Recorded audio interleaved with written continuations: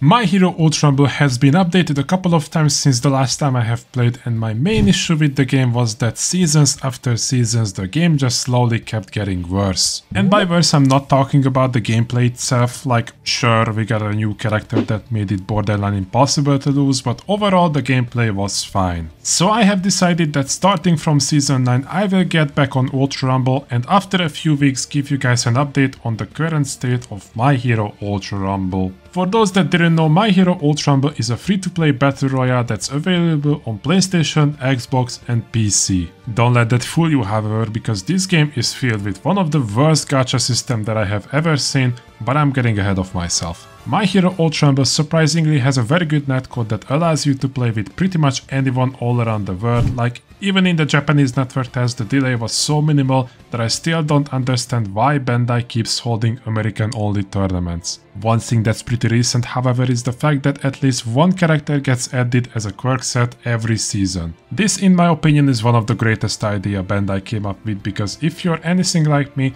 then you will wanna force yourself to play with your favorite anime character, and if their base version is not your type then at least you get an alternative. Too bad they are also behind the gacha rolls! Even in 2025, Bandai keeps releasing unique characters. One of the biggest issues in One's Justice 2 was that characters like Mount Lady just didn't fit into a fighting game, however in Ultra Rumble they can add everyone they have once considered. Chaos City is the latest stage that got added to Ultra Rumble, but here and there the developers keep tinkering with the old ones as well. Just look at the first stage, even in the trailer you can see that there used to be a mountain where you could fight, now that's not there anymore. I'm quite hesitant to say this because the game is still filled with glitches since release, but Bandai is pretty good at patching Ultra Rumble. If anything, they at least fix game-breaking glitches. To give you an example, a few seasons ago, Midoriya got added to the game and Toga could steal his quirk to become permanently invincible, which pretty much meant that she will win every game. The My Hero Ultra Rumble community is really helpful at providing feedback to Bandai.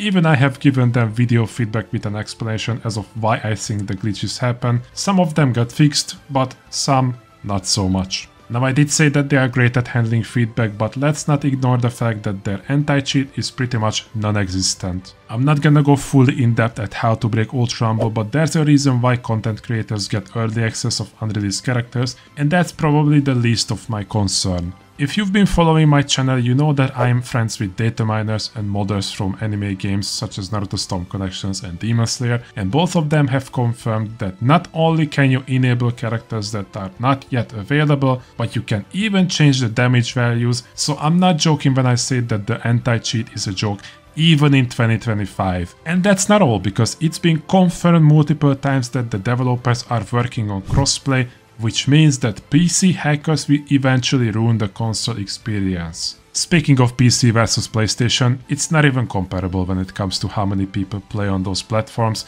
While it is true that both will get you a game fairly quickly, the PC lobbies usually mix actual players with bot teams, which raises the question of why not allow cross-region games if the netcode is solid enough. The way lobbies work is also different when you compare it to when the game was released. When the game came out, you didn't see the rank of your teammates unless you have checked their profile. However, after a few seasons, Bandai has decided to include their rank on their character, meaning you could have easily kicked out a bronze player if you didn't feel like carrying them. That's not the case anymore, however, because not only are ranks hidden once more, not only can you not kick your teammates, not only will the games force you on a totally different character if someone else joins with the same character, but you also cannot check what rank they are until the game starts. I can of course understand the argument that not everyone is a die-hard gamer, some only have like 30 minutes to play a day at best, but I'm sorry, that's just not my problem. Everyone makes time to whatever they wanna deal with on a daily basis. That's your decision if you don't want to play with Ultra Rumble more. That's,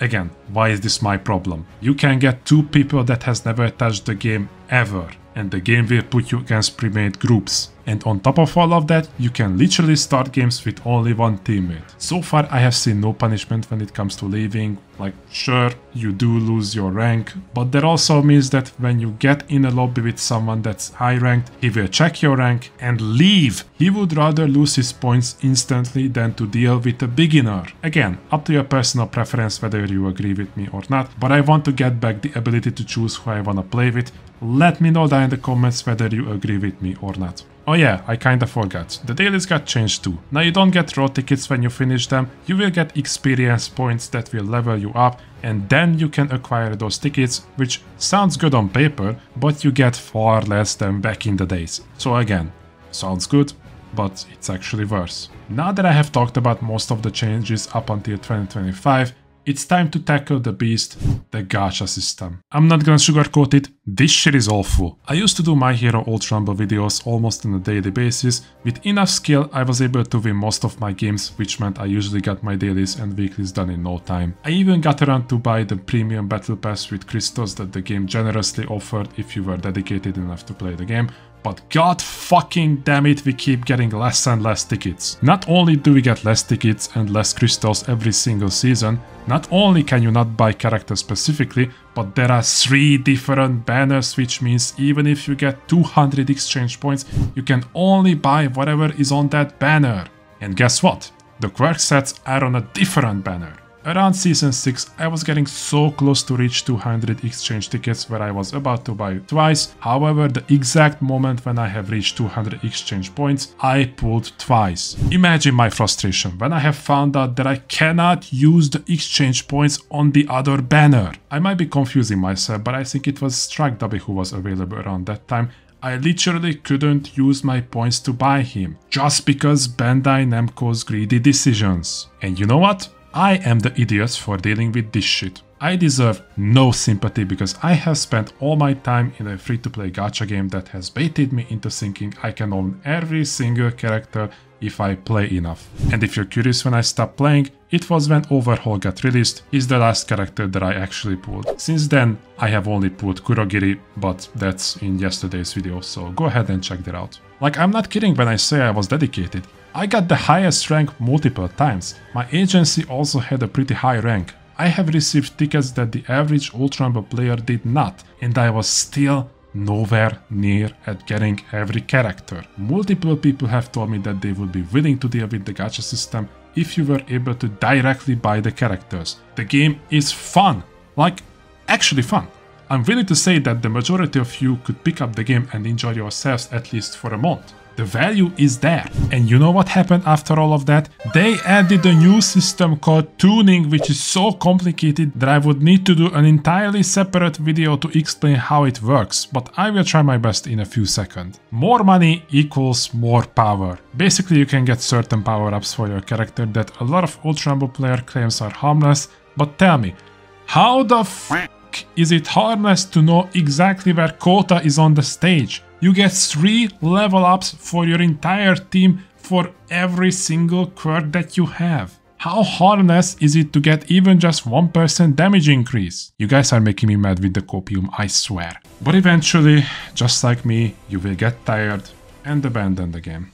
So if you've been asking yourself whether you should try the game or not, I would say go alone. Like, dude, this is a free-to-play game. It's worth. Just try not to get burnt out by the gacha. That's gonna be it for today's video, guys. Please let me know down in the comments if you're still playing Ultra Rumble. I'm genuinely curious if you're a new or a veteran player. The other day I was lucky enough to pull Kurogiri, who's also the latest character that got added into the game. Go ahead and check out that video. Hope you all have had a fantastic day. Stay safe. Until next time, boys. Peace!